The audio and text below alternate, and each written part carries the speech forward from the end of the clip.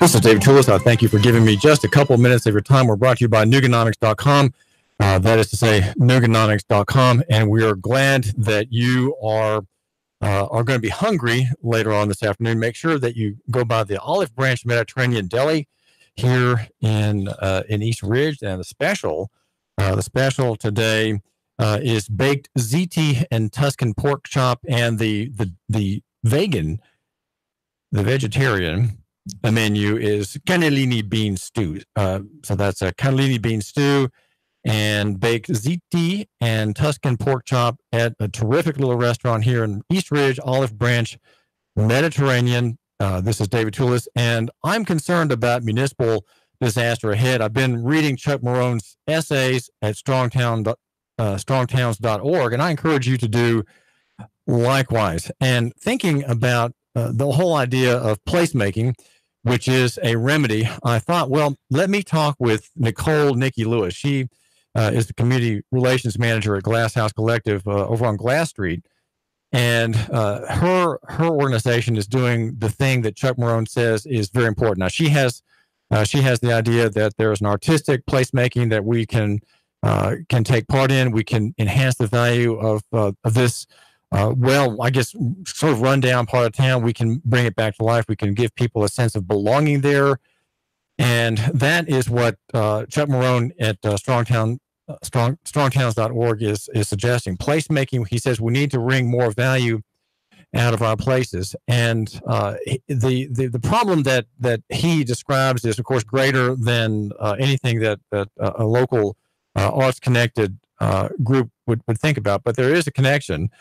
And we'll be talking further this week about this whole disaster that Chuck Marone calls the growth Ponzi scheme. And as all Ponzi schemes inevitably go bust, the same will happen with this one, where the new money comes in to pay for old expenses or old investors.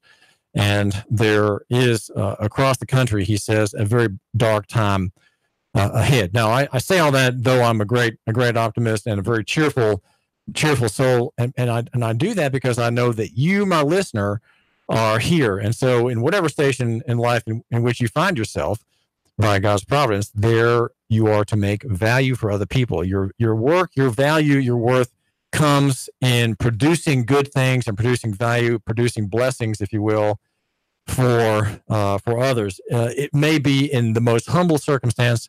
It may be without money. It may be without a lot of means or a lot of grandeur or dignities.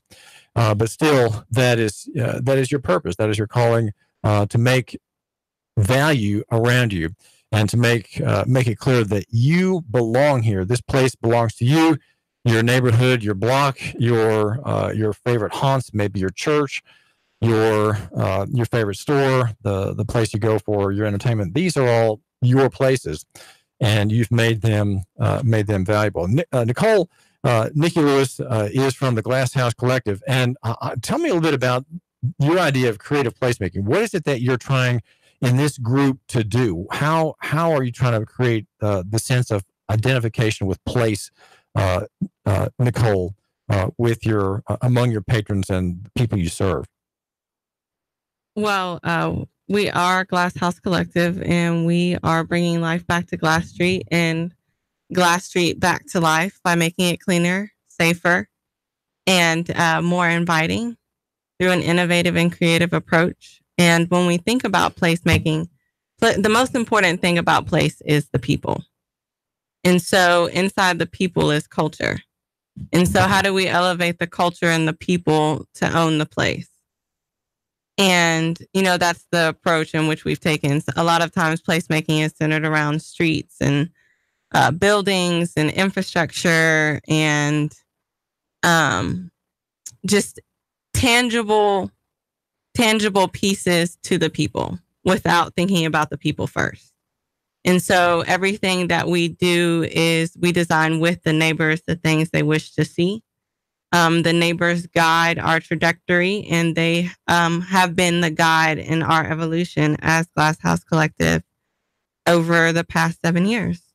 Well, what is it that you're trying to get these people to own? Why, when you say ownership in what sense? Not necessarily having title to land. That's not what you're referring to. Is it but ownership in some other maybe mystical or poetic sense. No, it's ownership in all regards. It is ownership commercially. It is ownership residentially. It's ownership in the streets in which you walk on, that you feel like those are for you. They were made by you. You had a part of the process and the creation of what that looks like. It looks like knowing that we have 50 acres of national park land, and we're surrounded with about 100 acres of state park land, but knowing that that is for them. Those trails were built with them in mind. They were built with them because they said that they wanted them. And so being able to go from an idea to an actual something that is tangible is all part of that ownership. Well, say a little bit more about this wilderness area you're describing on Glass Street, which is, let's say Glass Street is kind of at the foot of Missionary Ridge on the northern side, maybe. It's at the foot of It's at the foot of Missionary Ridge, and it's residential, right? Yes. There's a commercial corridor, and it was actually a huge staple of part of Chattanooga back in the 50s and 60s in terms of a commercial corridor. And you mentioned this land. What kind of land is it? It's national park land, and then it's surrounded also with state-owned land. Again, just wilderness. Oh yeah, wilderness. Trails and just woods. Yes. I did not know that. Yes. Okay. We gotta. Does your collective make use of that land, or how does it connect with it? So a couple of years ago, actually, we received a grant, and for me to take neighborhood youth into various national parks around town. And then we were able, over the course of the following year, a couple of different nonprofits like Ro Anderson, she did yoga out there. We were able to pay her to do yoga. Lachey, we were of Swag Management. We were able to pay her to do her thing. And so that's a lot of what we do is contracting out with partners who, whether it be they can help economically, socially, spiritually, socially, just all the different ways we call on them because they want to focus on the people in the neighborhood, and we try to provide pathways in order for them to do that. Well, what about the idea of gardening and flowers and plants? So we do have a community space, and it's a community space in which was part of a larger grant that we received. And what's so beautiful about it is the flowers were planted by neighbors that still keep it up. There's a free little mobile library. And it's just a green space. And then there's like a memorabilia, there's a memorabilia board with positive messages written by a neighbor who's actually since passed. And it's become almost like a memorial. And, a lot of times you'll hear like build it and they'll come. But a lot of it is centered around the engagement and making people, even though it's built in their neighborhood, making them feel like it's a part of them and it's for them. So build it and they'll stay is the idea, perhaps. No, I think inherently you think if you respond to somebody's call and you build whatever it is that they wish to see, you always think they'll just visit it. But what people don't understand is that a part of the culture is for, hundreds of years, especially African Americans, were made to feel like that nothing was theirs. And so having to counteract that with actual authentic engagement that has a cultural competency to it to engage neighbors in the larger goal. Does your collective involve young people, getting them to do what? What is the kind of attitude or regard you want young people with whom you have a connection to develop, Nicole? That if they put themselves in the place to ask questions, to feel awkward, that they can be a part of that process. They can be a part of the process that brings about real change, like tangible change that which they can see. And then there's larger processes and the change is much slower, and we know that. But it's always good for, we try to include young people as much as possible. We have a pride campaign, and we've been able to pay one of our youth in order to be a youth manager and get input from 15 different other youth. And she's managing that process, and it's a learning experience for her. And she grew up in the neighborhood, and she's been a part of the collective.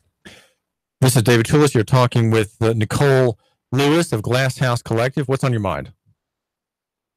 So I know that there's been a lot of good things happening over in the Glass Street area.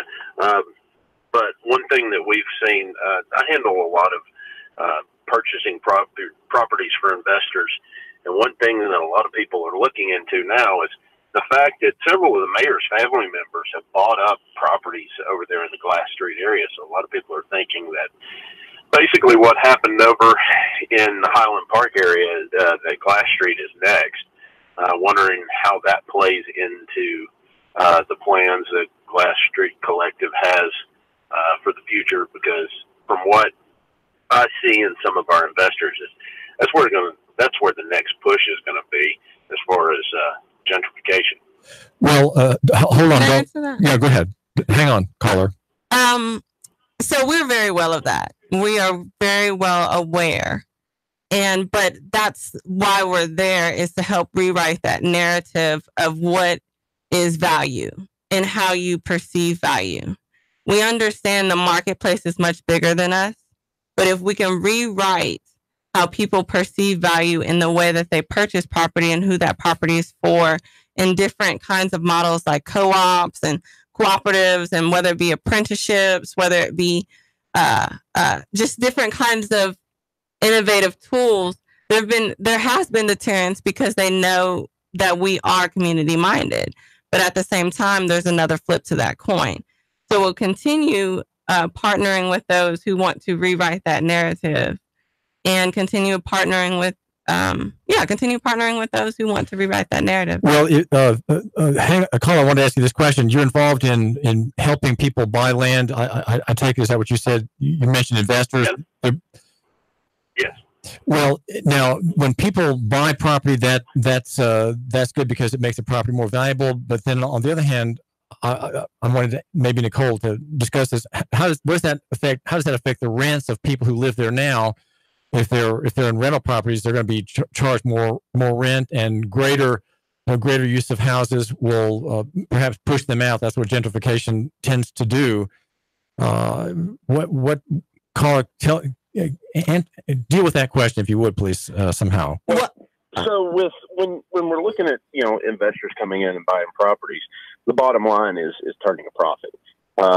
So in the Glass Street area, those areas, you're going to find properties that probably can be purchased for better numbers from the aspect of the investor. And then of course, if they go in and start doing remodels and things like that, and then of course, then the amount of money that's being asked for rent is going to go higher, and in a lot of ways, quite a bit higher. If we're looking at some of the problems that you have with gentrification, one of the biggest problems that we have is some of the policies of the city. The biggest policy that the city has caused, that has in place, that has caused people, lower income, some ethnicities that are being pushed out of downtown, has to do with the fact of the zoning board has a policy that if a structure that is multifamily, say a duplex, triplex, quadplex, sits without power for more than 90 days, it automatically loses its zoning. So there's lots of properties around there that you could have people in, but they've lost their zoning. So now you have to take this duplex and turn it into a single family home. And the whole purpose of that is to drive those people out of downtown and out towards places like 50th Highway. Nicole, go ahead. So what I want to say is a really big part of the collective is relying on people who have information that we don't. And so in being able to take what they're good at and understanding the value that the people who live there have been historically pushed out. And if people understand the measures and can then provide their assistance, then that's what we mean by rewriting that narrative. So if you have that expertise, we would gladly love to work with you if it is your desire to see the neighborhood and the people that live there stay there. Well, the question I would have for the caller is, are the people who buy these properties looking at this purely in terms of dollars, or do they have a human interest involved in their looking at these properties? Maybe they would live there themselves, become neighbors with these sometimes distressed lower income folks who live in that part of town. 9 times out of 10 is for the area of profit, because this market right now is insane. I mean, there's so little inventory out there on the market for either purchasing as houses to live in or purchasing for houses to invest in. There's just nothing out there right now. And a lot of times you're seeing people buying properties for, $20,000 higher than asking price. That's not uncommon. So, people that are looking to invest in properties weren't going to be going into, neighborhoods, say in Hickson, Red Bank. I mean, they'll be doing some in Red Bank, but places like Hickson and stuff like that, some of the houses that are above 150,000, they're not really looking into those as much as they are looking for houses that are in the $40,000-$50,000 range that maybe they got to put, $20,000-$30,000 in, take it and turn it around. So the houses in the Glass Street area, Carl, if I could just ask on regarding the context for Glass House Collective, these are $40,000 to $50,000 houses, not in the best shape, and you put in 20 to 30 rehab, that puts them at $80,000 cost, and then they would sell theoretically as before the bubble pops at 130. No, that is no. Most of them aren't going to turn around and sell. Most of them will buy and hold. Mm-hmm. Does that mean that they would be occupied by people who have then become neighbors of the people served by this group? Well, they'd most likely be bought by people who are turning around and looking to actually rent them out to people that are in that neighborhood already, or as the market improves and as the neighborhood, a lot of blighted properties get taken out, either torn down and rebuilt, or somebody goes in and rehabs those properties, then they might buy and sell, but most of the time it's going to be buy and hold in neighborhoods like Glass. And buy and hold means what exactly? Buy and hold means you buy the property, you make some investments in the property itself, and then you turn around and you rent that property out. So the buyer becomes a landlord or hires a management company to be the landlord. That's correct. And that affects, of course, the people who live there. If they can't afford the prospect of rising rents, which I would think tend to affect each other upward, they'll be wanting to move elsewhere or be forced out, perhaps. And you can look at the amount of people that were living in areas, like Highland Park, in Glass and different places like that are now have been pushed out toward places like 58 Highway, where you have some rental properties out there that used to be what were considered nicer rental properties. They've been on the market for a long time. I mean, they've been out there for a long time. They've kind of been run down a little bit, and now that property is cheaper rent. So, but what's happened is, and especially by some of the city's policies of not allowing, duplexes, triplexes, quadplexes to be able to retain their zoning, and basically those go to a single family residence. They will not give those back. Now you're forced out of downtown, out toward 58 High. They'll have less access to public transportation, to healthcare, to just all service that they would have had easier access to if they lived down. Carlo, thanks very much. Your call is breaking up on us again. Thanks for the call, sir. Appreciate it. This is David Hillis, and the question is then about these poor people who are your people you're serving, right? Mm-hmm. You're trying to have them identify with you. You with them. It sounds like there's a storm cloud brewing over their heads by the market itself, the demand for housing, and with the loss definitely keeps us up at night. Keeps you up at night. Mm-hmm. So what do you respond to what the caller says by way of information, Nicole? What's the threat? The threat is gentrification. The threat is ownership. And so we understand that, and moving forward, that is our goal is ownership and accessibility, and whether it be grants or partnerships or, whatever that means for us. Caller, this is David Toulis. Hang on just a second. We've got a quick break. We're talking with Nicole Lewis, and we'll be right back with you. Caller, David Toulis, loving your neighbor, buying local economy in the free market. The number is 800-894-9. We've got a quick announcement about things coming just ahead, and terrific local sponsors here on the David Toulis Show. Sean Hannity is coming up in just 30 minutes. 30 minutes till Sean Hannity and the CBS News. Stand by. 3, 2, 1. Chattanooga Radio. Digital FM 95.3 HD4. 92.7 FM's news. Now. A Bradley County inmate has died. It happened yesterday afternoon, according to a release from the Bradley County Sheriff's Office. Correction officers tried to save the inmate, but it was too late. The TBI has taken over the investigation into the inmate's death. She's been identified as 54-year-old Fonzanette Branham. Hep A cases are skyrocketing in Chattanooga. 15 cases have been reported since May, and that number continues to climb. Hepatitis A can be prevented and treated with a vaccine and generally spreads through unwashed hands and contaminated food. And cops say 2 women have been charged after a 17-year-old boy was shot dead. Nautica Spicer and Kerrigan Silverwood were arrested. The Clarksville Police news release says Spicer had been playing with an unloaded firearm. Police say the gun was later loaded. Spicer didn't know it. Investigators say Spicer then pointed the gun at the boy and pulled the trigger. Val St. John for Nooga Radio. News Talk 92.7 Action News now. Sam George.